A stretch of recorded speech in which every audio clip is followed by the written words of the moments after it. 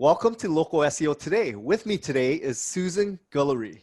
Susan is a small business expert and the president of Egg Marketing. She is a content writing guru who manages content strategy. She's worked with companies in software, technology, and business services, and has also penned several marketing and entrepreneurial books. Thanks for joining us today, Susan. Thanks for having me, John.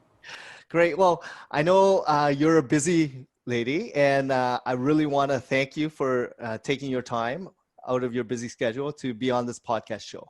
So let's start off. Tell me a little bit about yourself and what's your expertise?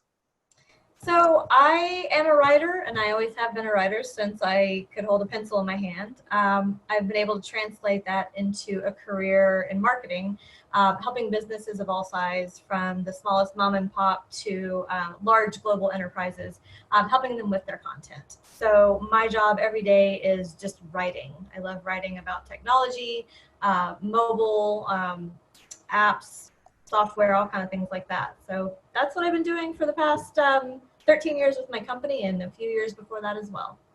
Yeah, so a question I would like to always ask people is, did you study to become who you are, or did it just kind of fall on your lap? Oh, that's a good question. So my degree, one of my degrees was in English, and I thought I would write for magazines. This was back in 1999. The magazines didn't like my background in terms of writing, and they wanted more of a writing specific background. So I went back and got my MBA, and I realized that marketing is writing. So yes and no. I was trained in marketing and business, as well as entrepreneurship through my master's degree. But as you know, blogging has changed so much, changed what content looks like over the past 10 plus years. So I also kind of learned on the job, because the way I wrote for my English degree or even my marketing degree is not how I write blog content now, because that sort of evolved over time. So it's been sort of an on-the-job learning experience for the most part, I'd say. Perfect. And then in terms of your career, did you work for companies prior to kind of starting your own company, or was this always something that you wanted to do right from the onset? So I did work for a few private companies prior to starting my business. And I suspect the next question you may ask is, did I want to be an entrepreneur? No, I had no plan on being an entrepreneur. Kind of found myself in a position with the last company where I wasn't in line with what was happening there. So I found myself unemployed. I got on MySpace, which at the time was a thing. This is how long ago it was. And found a classified ad for someone looking for a press release. I could do that. Made a few $100s doing that. Realized I could do this all day long. And there were a lot of businesses that needed marketing help that maybe couldn't afford to hire a director of marketing or a full-time employee. And so I kind of launched from there. Oh, that's a great story. I mean, and every entrepreneur that's listening, I mean, sometimes it just happens, right? That you become an entrepreneur. Life happens, right? And you never know what's going to happen. And it's great that you started something that you had some experience, but did you have much business experience in terms of running a business or knowing how to successfully run a business? So my ex-husband and I had started a few businesses with eBay, with selling products. So I had a little understanding of sort of, having a budget, needing to market, needing to find your audience. So some of that, and the rest came from the foundations that I learned in my MBA. But I think there's nothing, as you can attest, there's nothing like actually doing it to teach you. Yes. So how did you start off? Like, I know you put some floaters ads out there, you attracted some classified ads, etc. But how did you discover who your ideal customer was, who your real audience was? That took a while. I looked at a lot of freelance writing boards or Craigslist as well, that were people looking for the kind of services I could offer.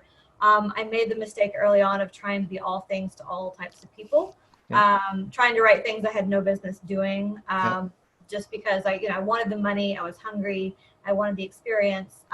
But it took many years to realize that there were certain industries as well as types of writing that I really excelled at and would get more business because I could take those referrals from past clients to get more projects.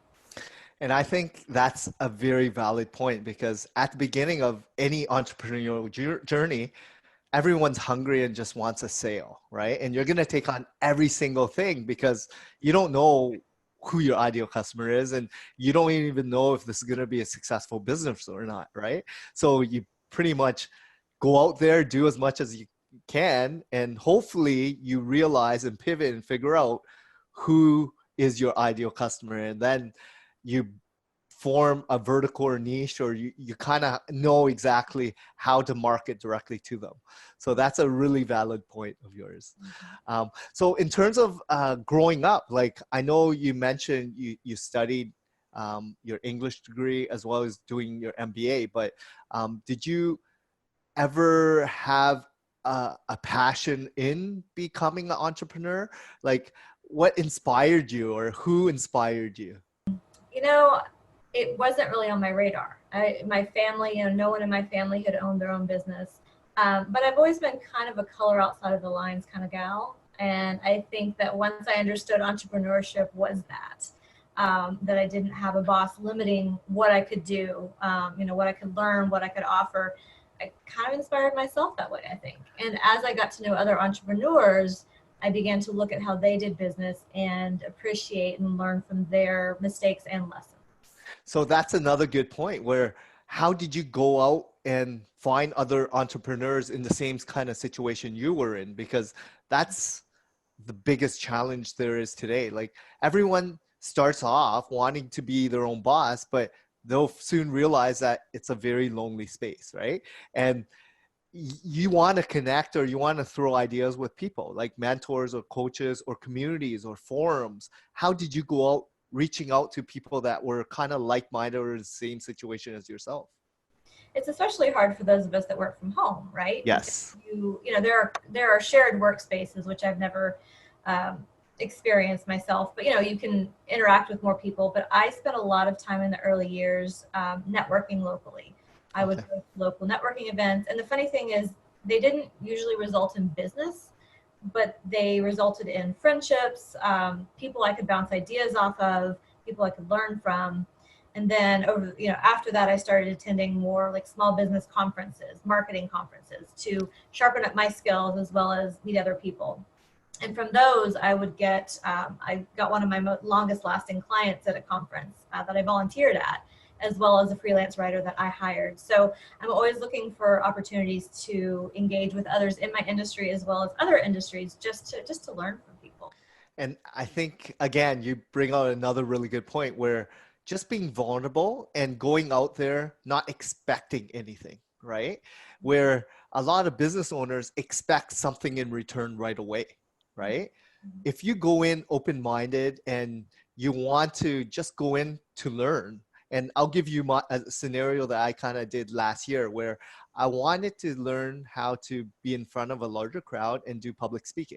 So I set out where I wanted a goal to go, set my own kind of seminars and workshops and conferences where I would speak in front of a large group, where my whole goal was really just to get comfortable speaking in front of people, not expecting anything in return, right? Formed some really good relationships, good contacts and customers, right? But going there, my whole objective was really to practice my public speaking, right? And not think about the business aspect, right? So it's more of a personal thing. So that was great. In terms of some of the challenges, so I know you've been doing it for 10 plus years now. What were some of the major challenges or hurdles that you had to face early on and continually do? Well, I think I mentioned one, just trying to do too much rather than, zeroing in on what I was good at. Another thing in the marketing and PR space is that technology has changed it so much. Yeah. I used to offer PR services. I branded myself as like the press release expert, wrote books, did all of this. And then I just sort of reached this point where I felt like press releases were not as valuable.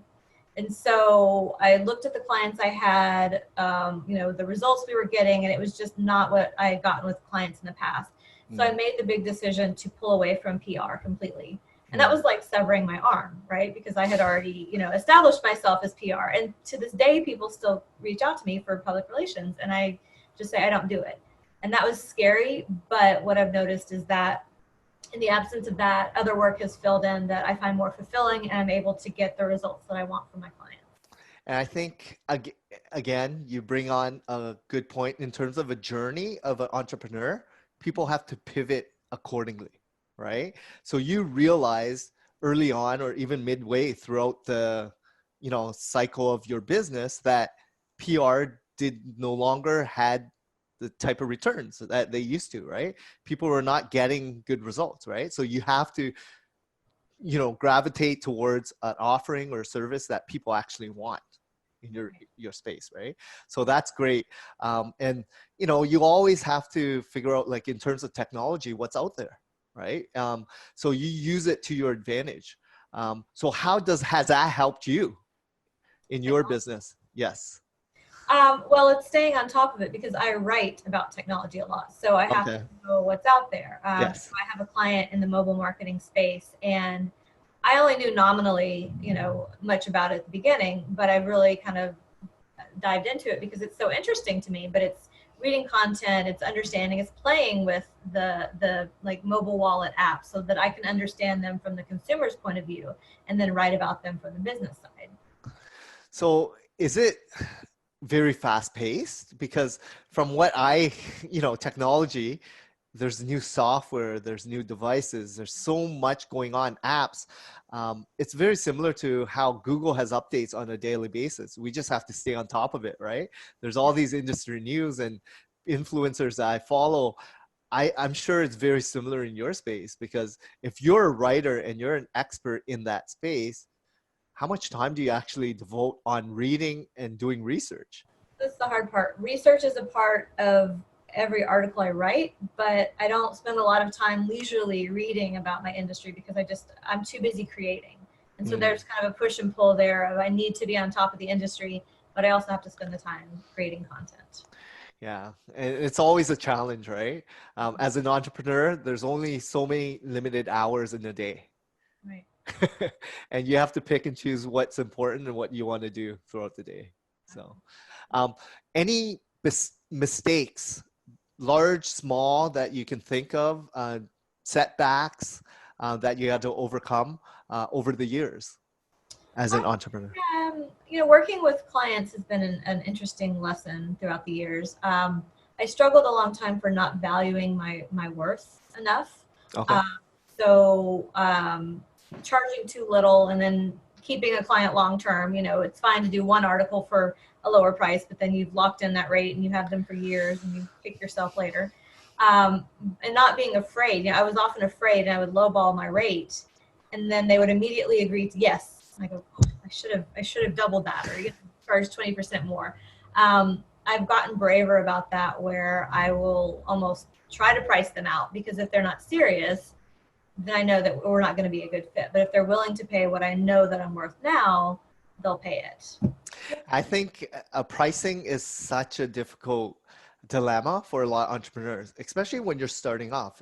You don't know what the market entails and what you're worth. But as you have years of experience and you have a lot of clients and you know what kind of value you bring to customers, you know exactly what you're worth and what your time is worth, right? But that comes with experience. So a lot of the entrepreneurs that are just starting, it's a very difficult question to kind of answer as well, right? Like, you have to play around with it and understand that not everyone's going to be your client. And it's good to fire customers and maybe overcharge people that you don't want to work with, right? Like, these are things that you'll learn as a business owner. And, I'm sure you've done it yourself with your type of clients and clients that you're not, a good fit with. Just be honest with them and let them know. Even though they want to work with you, it's better to let them know, like, it's probably not the best option, right? That's scary. I've done that. I've had to fire clients. Some because just emotionally it was so stressful to work with them, and it's like no amount of money is worth this. Yes. But finding a diplomatic way to say that, not saying you stress me out, but then also being afraid because you're losing out on that revenue. Yeah. But again, like, I find this kind of magic thing happens that when I have a hole in my revenue stream, something comes and replaces it. Like, if not that amount, then better. So I really try to work with people that I like working with. Exactly. And I think that is yin yang or karma or whatever you call it, because if you spread out good work and you're doing the best you can, things will happen to you, right? And you're going to lose bad customer, like you're going to lose customers. And if they're bad, it's better that you lose them. And even if you lose good ones, things will happen. It's the weirdest thing. And it's happened to me so many times over the years. And it's like you're just doing the best you can, and that's all you ask for, right? And something happens, the world knows, and basically it just falls on your lap. It's the weirdest thing. It's like you lose a customer today, tomorrow you'll get a customer that's dying to come to you, and it's weird. Yeah, yeah. It's so weird. So in terms of tips, has there been anything that you can kind of bring some more insight or value in terms of, like, you know, someone that's just starting off? What kind of things would you point them to? Like, what would you guide them as? Like, as an entrepreneur, what has worked for you? Well, I would say the biggest thing is to not skip marketing. I know a lot of businesses sometimes kind of start out with an existing customer base and they say, great, we've got customers. We don't need to spend time or money on marketing, but that's today. Yeah. You know, I was weathering the recession of 2009 here in the US, and that's really kind of hit me that I should have been marketing before and during that, because then suddenly everything stopped, ground to a halt. And had I been doing the relationship building prior, it would have helped with business during that period. So always market for tomorrow. You don't have to have a big budget. If you've got the time, you can do the content, social media yourself, email marketing, and do have kind of a basket of several different types of marketing. With social media, one problem I see is people try to be on all of the social channels. I say pick 2 or 3, you know, whatever you have time to update several times a week, reasonably. If it's only one, do that. But to have several sites that aren't updated, people go there and go, okay, this is outdated. I'm not going to come back here and check out their Twitter stream. So just, you know, less is more. If you don't have a lot of time, just pick the ones that are going to, you know, hit the biggest punch for your audience. Yeah, that's another good point. Like, focus on things that you actually can deliver, and don't do a bad job on too much, right? Just do a really good job on a couple of things. And that's why even in your business, like, you know, early on, you would take everyone on, every single industry. And, you know, as a business owner, that's how I was as well. But then you soon realize, like, you gotta be an expert at one thing. You can't be an expert at everything, right? The more you focus and refine and know exactly who your audience is, the better you will be in terms of business, right? Because you know exactly what you offer and what kind of client you want to look for, right? And service. So that's great. How has, you know, has there been many technology changes over the years? Like, has there been software that you've used and relied on solely? And how has that worked to your favor and disadvantage for your business? Yeah, I think probably the 2 biggest areas would be in social media. There are a lot of dashboards now. So I like Hootsuite. So instead of having to log into Twitter and LinkedIn and Facebook, you can log into one place and access all of that to check, you know, your feeds, what people are saying about your brand, as well as schedule your own social shares on each of those sites. And then in WordPress, and you're the SEO guy, but I have to say I love Yoast SEO. Yeah. It makes it really easy, even if you're not technical, to make sure that you're getting those keywords into all your content, which is huge in getting found in search engines. So there's always kind of tools with WordPress, which a lot of people use for both their websites and blogs, that I find really useful for marketing. No, that's great. Those 2 tools are great. Especially like Hootsuite, it allows you to syndicate the same content and schedule it for 40 plus different social media platforms, right? And with a lot of the free plugins on websites, such as Yoast, or, you know, there's a lot of like free ones out there, right? All in one. There's also other tools that we use as an agency that is a little bit more robust and a lot more detailed, but it's all premium, right? So someone that's doing it as an entrepreneur, there's a lot of free tools out there. right? That can really help you, at least get you started, especially when you're just starting and you don't have a large budget. It's a great way to get in, right? But once you are much more knowledgeable and you're ready, then of course a premium subscription to anything would give you more flexibility and more insight and much more capabilities, right? Absolutely, yeah. So that's good. In terms of networking events that you mentioned previously, you also mentioned that you do a lot of conferences and you go to workshops and whatnot. Do you continually do that on an annual basis? Is that something that you constantly focus on to harvest and nurture some new clients and relationships? I've kind of pulled away from that just because I have two other businesses going on that we won't even discuss. But I'm moving more into those areas in terms of conferences. Because sometimes, like after you go to so many of these, there's not a lot you can learn, I found. Yeah. You know, I've gone to so many about content, and I have spoken and taught some of these classes too. So I go through waves where I'm like, yes, this year I'm going to commit to going to these conferences.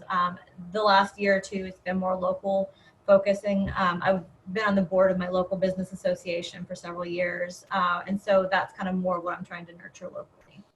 No, that's great.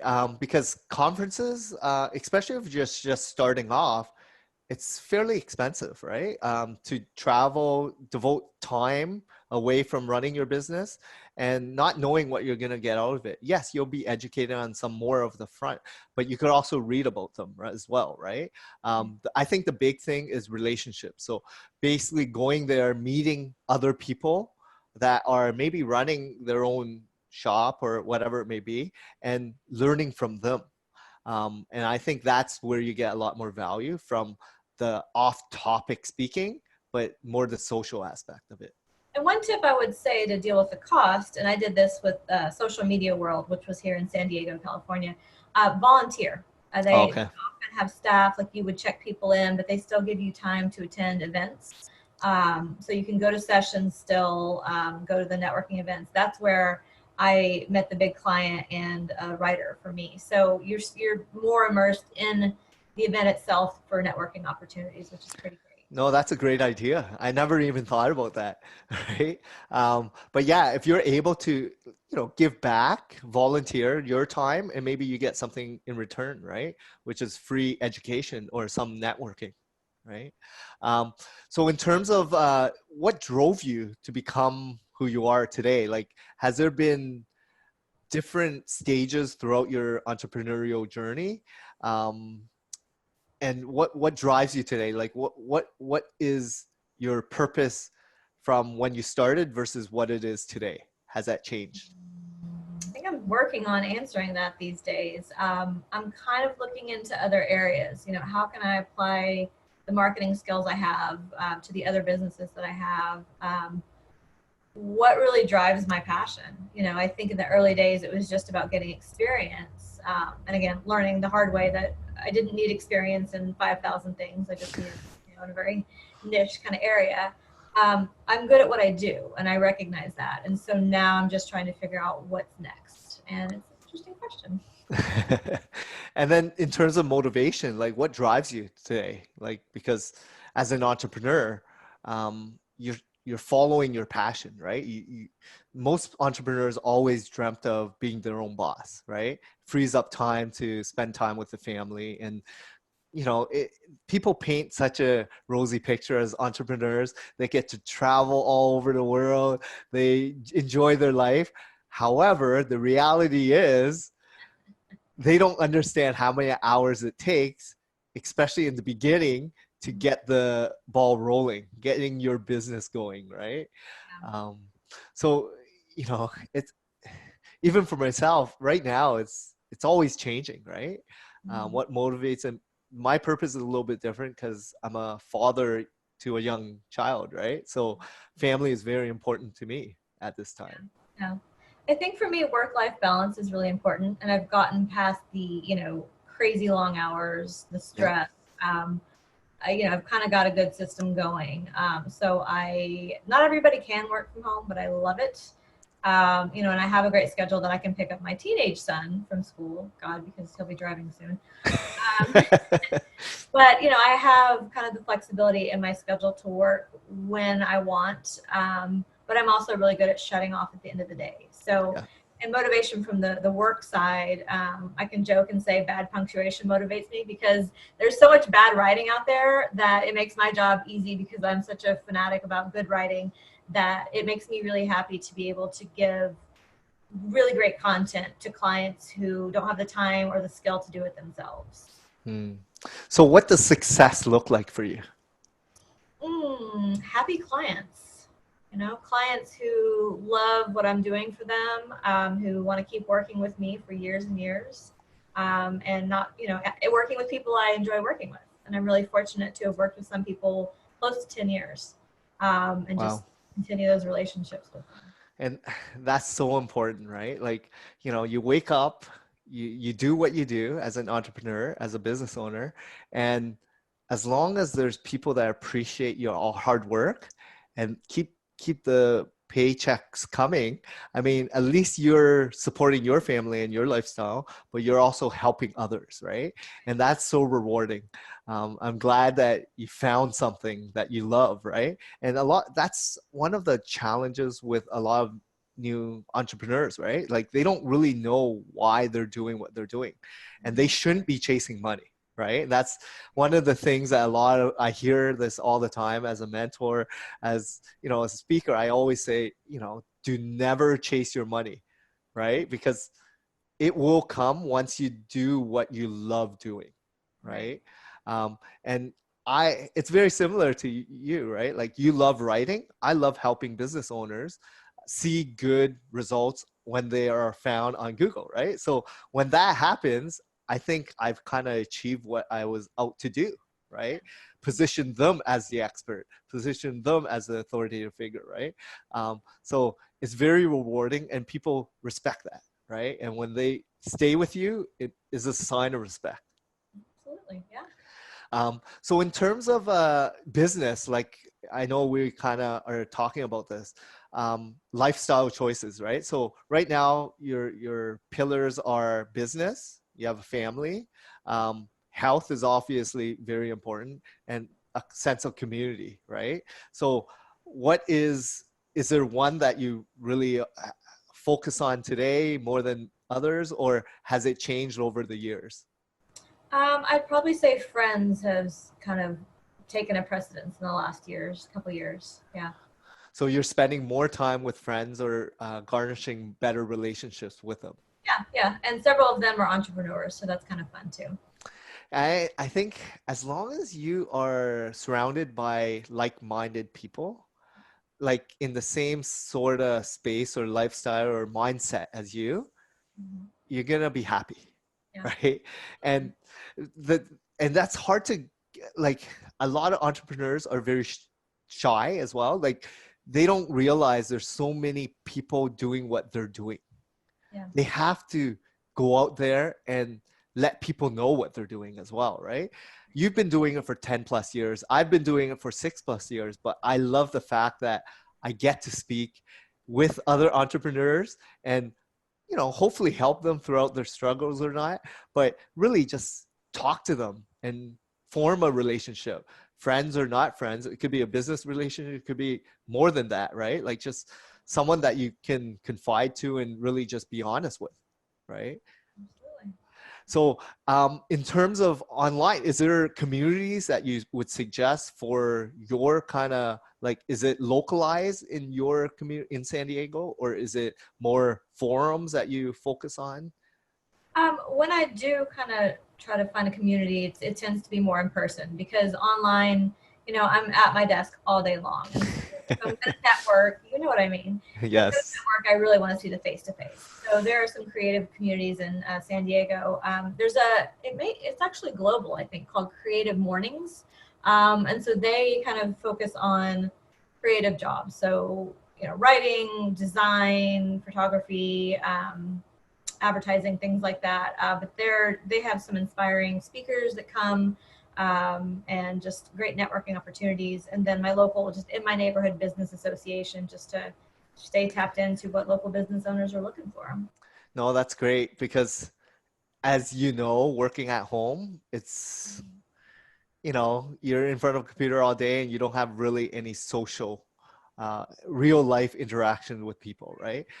So you can spend all day on phone conferences, telephone meetings, but no real physical, when you go to an office, it's a little bit different, right? You can go for coffee, you can go for lunch, you can, hang out with your colleagues, but in front of a computer, you can have a lot of Slack conferences, messaging, emails, but that's as much as it goes, right? Like it's a little different, and it maybe not for everyone either, right? Like people love that interaction, social environment, right, in a job.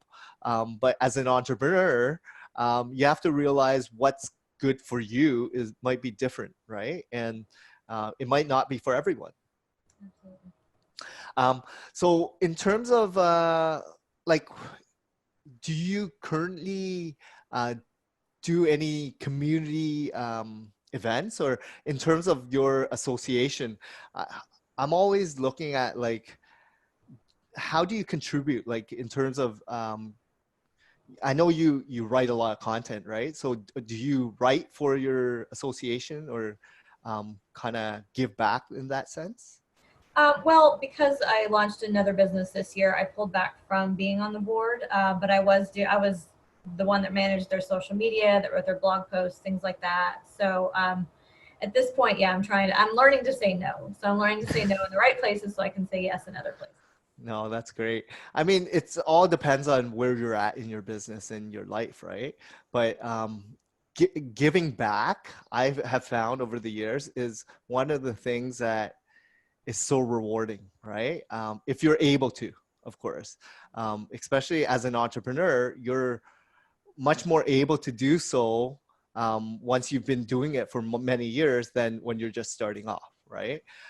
So my time is now spent by, educating others and impacting others and supporting more communities and mentoring and stuff like that, and creating a podcast so that I can impact more people and help others, right? And I find that much more rewarding today. And I've always wanted to do it, but I've never had the time because I was busy in the business. Now I'm more learning to, yes, I'm going to run the business and continue doing that, but I also want to devote and allocate time according to all the stuff that I always wanted to do as well. Yeah, Right. yeah, that's great. So in terms of listeners, right? How do they get a hold of you? So my website is eggmarketingpr.com. So that's EGG, like the food, eggmarketingpr.com. So why still the PR at the end of it? Because I bought the URL so long ago, and marketing it would cost me like $10,000. So Okay, gotcha. And and then in terms of social media, how can any listeners get a hold of you? So we're on Twitter and Facebook at Egg Marketing, LinkedIn as well. Yeah, and Perfect. using Gillory on LinkedIn as well. Awesome. Well, thanks a lot, Susan. I really appreciate your time. I know you're a busy lady, and all the future success for your business, and all the success for your other businesses as well. But thanks a lot, and thank you for being on our show. Thanks for having me. It's been fun. Thank you.